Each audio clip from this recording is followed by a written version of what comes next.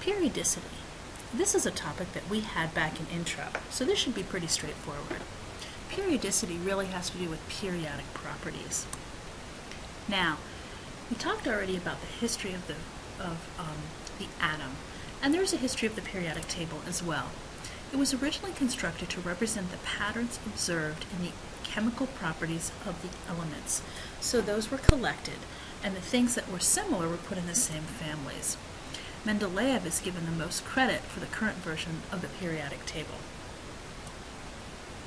So what we're going to be looking at are periodic trends, things that change or are similar about different segments of the periodic table.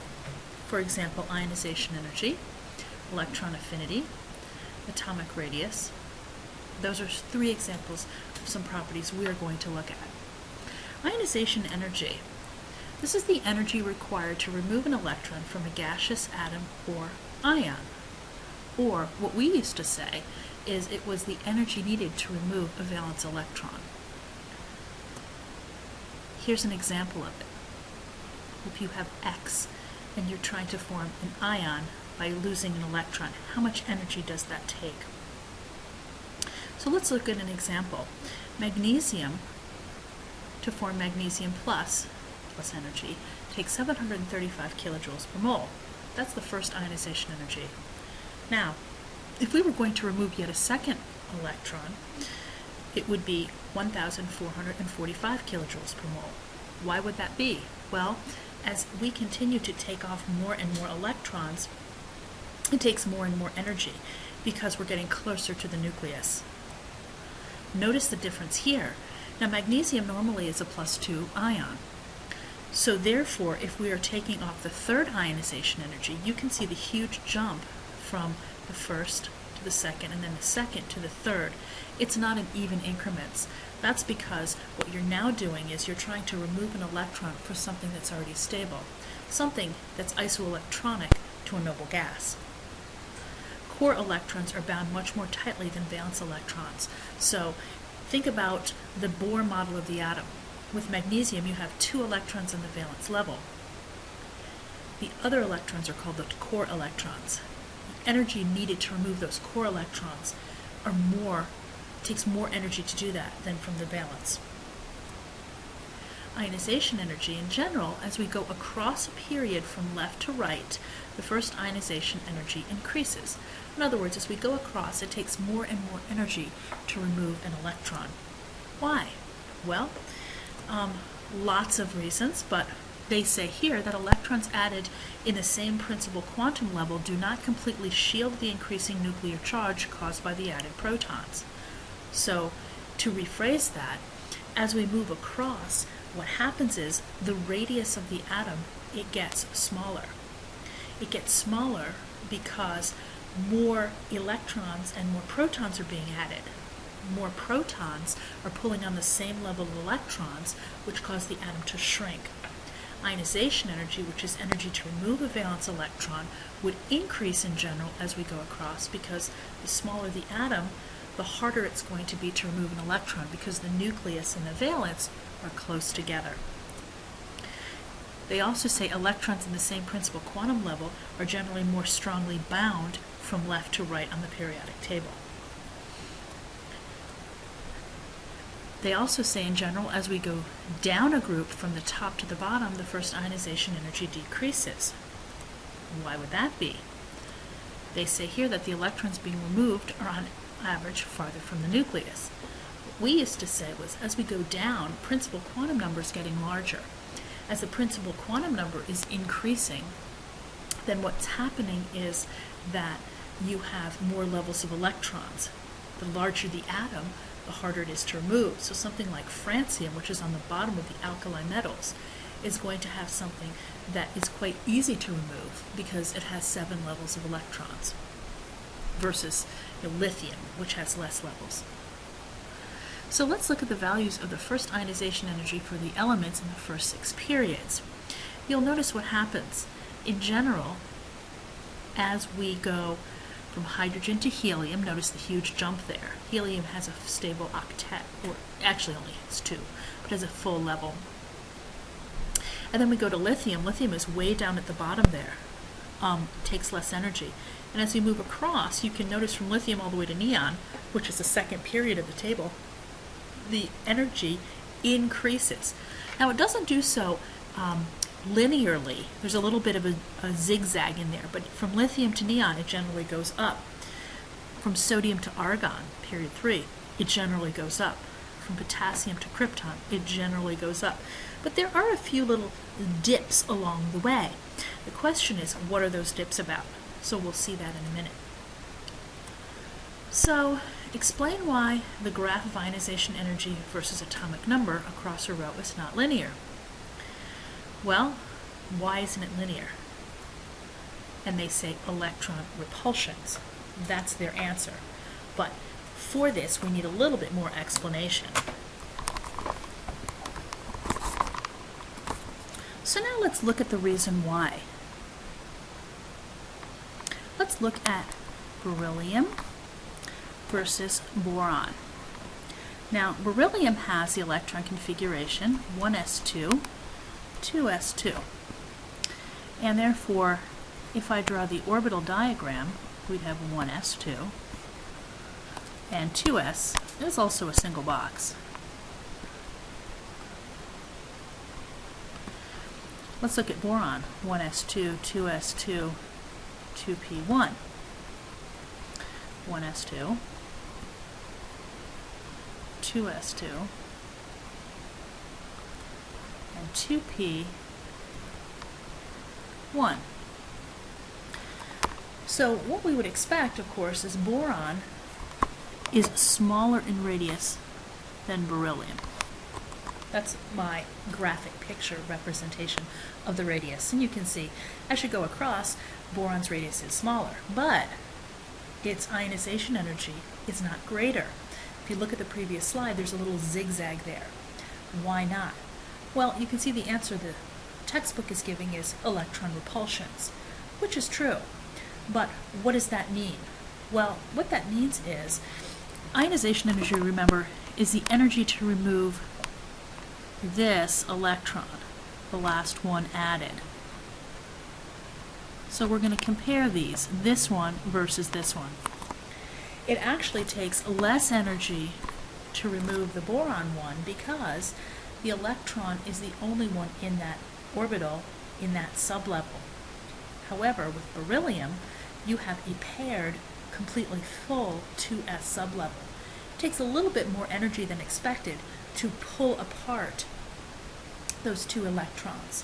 So that's what they mean by electron repulsions. That's why it's not the same. It happens in general between, it says, some include from beryllium to boron and nitrogen to oxygen. In those two families, we have a situation where we have a filled S or a half-filled P. Remember, nitrogen, which ends in P3, versus oxygen, which ends in P4.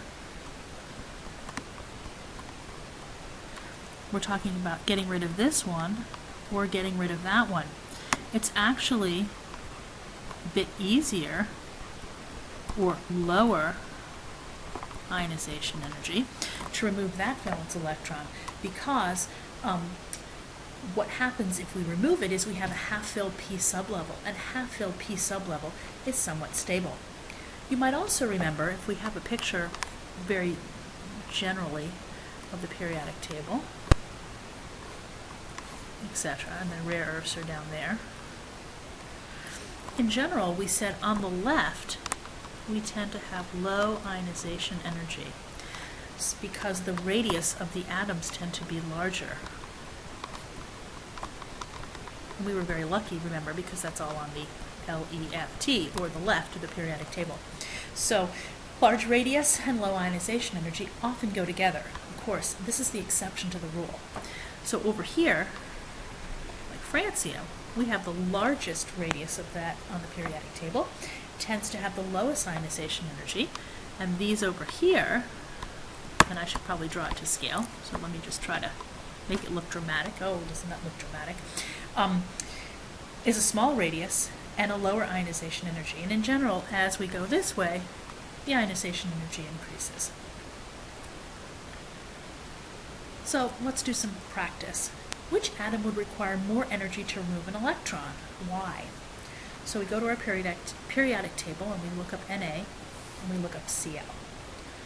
So let's see, which one would be harder to remove? Notice they're in the same period. Na has larger radius than chlorine, so it's going to take more energy to remove chlorine's outer electron. Also, chlorine is a negative ion, and therefore it naturally wants to gain an electron, and to remove one would have it go further away from being complete.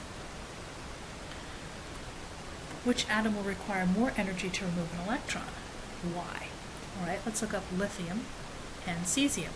These happen to be in the same family, the alkali metals. So lithium and cesium. Well, lithium has 2 levels of electrons and cesium has 6 levels of electrons. So obviously, lithium is going to be harder to remove an electron because it has 2 levels of electrons. And 2 levels of electrons are only a certain distance from the nucleus, and therefore easier to remove than cesium, which has 6 levels. The nucleus has less of a pull on the outer shell. In fact, what we said here with things like this, there's more shielding. That's those levels of electrons that are between the nucleus and the valence level. There's more shielding, there's less effective pull on those valence electrons. Which has the larger second ionization energy? All right, so let's look at lithium or beryllium. Now, lithium, to remove an electron, it's going to take quite a bit of energy. What about, and once it's been removed, it would almost be isoelectronic to helium. The second ionization energy would be the energy needed to remove the electron from what looks like a helium atom. So that's going to be super hard because, of course, you have a full level. Let's look at beryllium. Now, beryllium's first ionization energy would be to remove electron number 4, to be like number 3. The second one would be the removal of electron number 3. Now, that would be hard, but definitely not as hard as the lithium one, and that's why the larger second ionization energy is lithium. Here are some examples of successive ionization energies. In intro chem, we only talked about the first ionization energy, or here, I1. Notice successive ionization energies always increase. So as we go from the energy to remove the first to the second to the third to the fourth, etc., it's always increasing. And once we've hit the core electrons, the numbers dramatically increase because we are removing core electrons. Another property that we are going to talk about is electron affinity. It's quite similar to electronegativity, but it's a different kind of thing. Electron affinity is the energy change associated with the addition of an electron to a gaseous atom. It's kind of opposite of ionization energy. Notice the formula here. So some element X gas, you add an electron to it and it becomes an ion. In general, as we go across a period from the left to the right, the electron affinities become more negative. Having a negative electron affinity is actually more stable. You'll remember delta H, or heat of reaction. These things are related to things that are negative delta H is quite stable. Here, electron affinity, a large negative number, is actually a good thing. So electron affinity is that property. In general, electron affinity becomes more positive in going down a group. So in general, the smaller the atom, the higher the electron affinity. As you go down a family, it's becoming less electronophilic, if you will, or thus, in this case, positive. Many of these trends relate to atomic radius. In general, as we go across the period from left to right, the atomic radius decreases. And that's because, as they say here, the effective nuclear charge increases. Therefore, the valence electrons are drawn closer to the nucleus, decreasing the size of the atom. So, as we're looking at lithium versus francium, lithium has 3 valence electrons. Chlorine, has 9. lithium is larger than francium. Fluorine. I'm not sure why I keep saying francium. I think that's because it's the largest, and I mean fluorine. So pardon me again for saying francium. Fluorine. I did write the right thing on this slide, however. So as we go across, the radius gets smaller. As the number of electrons across are increasing from lithium to beryllium to boron to carbon to nitrogen to oxygen to fluorine, you're adding electrons all right, but you're also adding protons, and you're still adding them to level 2. So level 2 is getting more full with electrons, but it's also getting more protons. It does a better job of pulling the level 2 electrons towards it, and thus that's what this slide here says. In general, atomic radius increases in going down a group. So let's continue looking at lithium, and now I can finally, pretending this is the periodic table, here's francium. Francium has 87 electrons, and it has 7 levels of electrons, and so it's automatically going to be larger than anything on a smaller level. Orbital sizes increase in successive principal quantum levels, it says. Exactly. So 7 levels is going to be bigger than 6 levels, which is going to be bigger than 5 levels, and so on. So lithium, which only has 2 levels, is clearly much smaller than something that has 7 levels like francium. Here's a nice little picture to kind of show you the trend. Notice they didn't put the transition metals in this picture, just the S and the P sublevels mostly. This was what we had discussed as the snowman, right? Think of the snowman's head, middle, bottom, and as you go down this way, the radius increases. Then when the snowman falls over, you have this situation. It's getting smaller as you go towards the right in general. So which should be the larger atom? Let's look up Na and Cl. They're in the same period of the periodic table. Which is larger? Sodium, because it is further left. It has fewer protons on 3 levels of electrons, and that doesn't pull in as well as more electrons. In the case of chlorine, that would be 17 protons pulling on those electrons. Sodium only has 11 protons. Which should be the larger atom? How about lithium and cesium? These are the same 2 groups of 2 we saw earlier. Which is larger? Cesium. It has 6 levels of electrons versus 3. Greater, higher principal quantum number. So let's arrange the elements oxygen, fluorine, and sulfur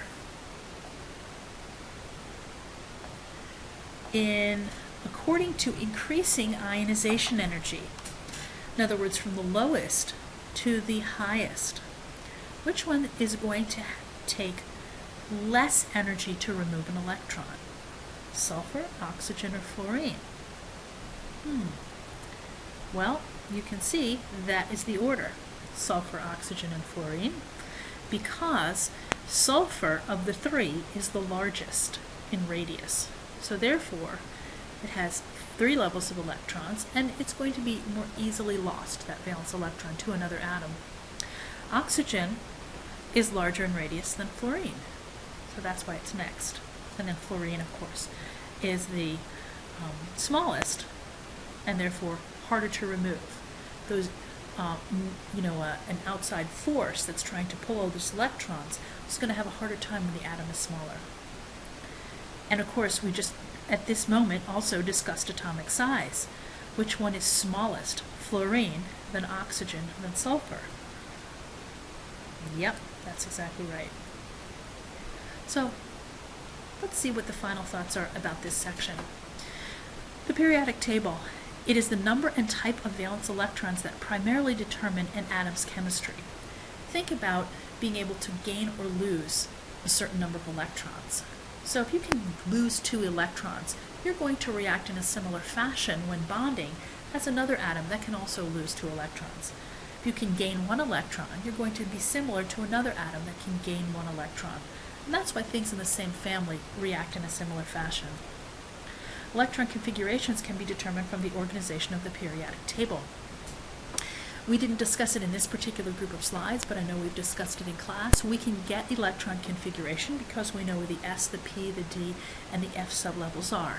There are a few exceptions to the Aufbau principle, with no D4 or D9 in general, but that electron configuration is easily understood by the organization of the periodic table. Certain groups in the periodic table have special names. Well, we already knew that because those are the family names.